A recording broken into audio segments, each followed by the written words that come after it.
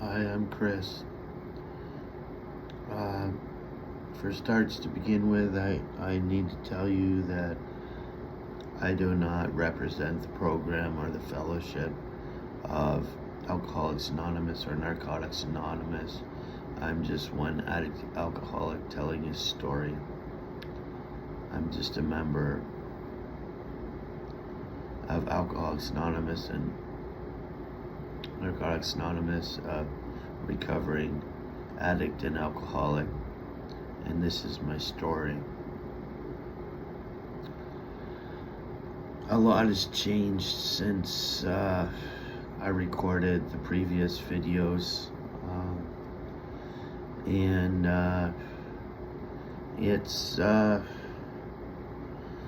I stopped going to meetings. I still don't drink, I don't touch alcohol, but I started smoking weed every day, or pretty much as often as I could get it. And there's been a real change in my mindset. And there's been a change in my company.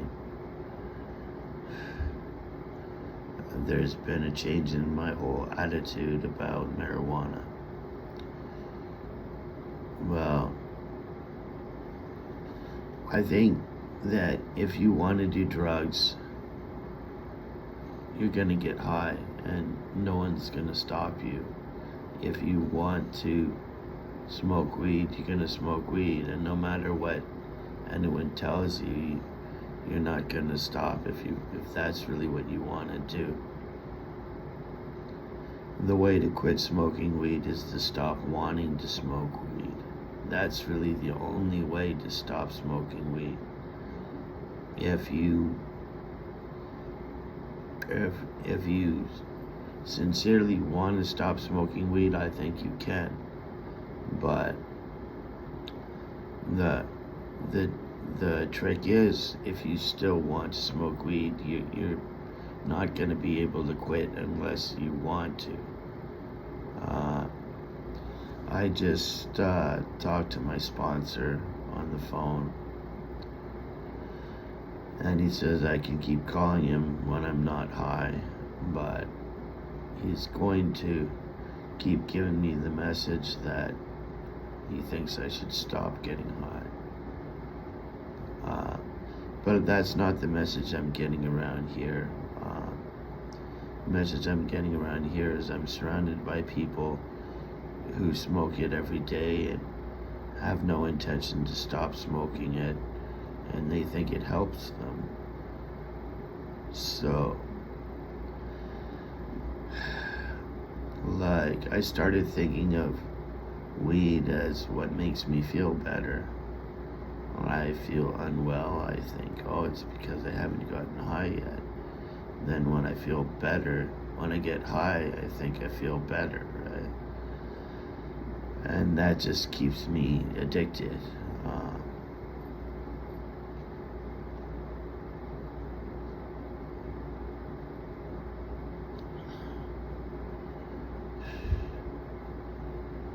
So, I don't want to stop smoking weed. Why don't I want to stop smoking weed? Because I think it helps me feel better.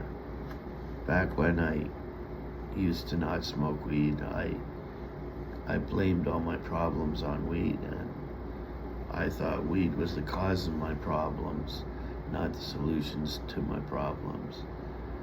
But over time that changed. Even when I was staying off of it,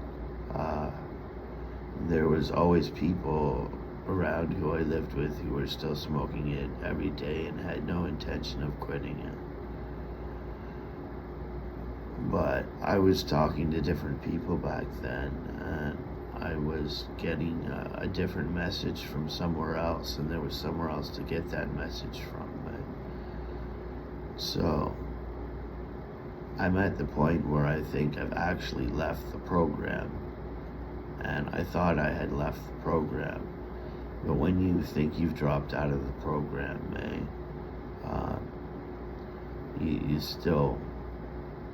you're still close to the program. I stopped going to the meetings, but I still have friends who are in the fellowship, and I still have a sponsor, right? But none of that can keep me clean and sober unless I want to stay clean and sober, right? But I'm not going to several meetings every week, or at least one meeting a week anymore, right? And I was doing that before, and I did have someone who was driving me to meetings back then.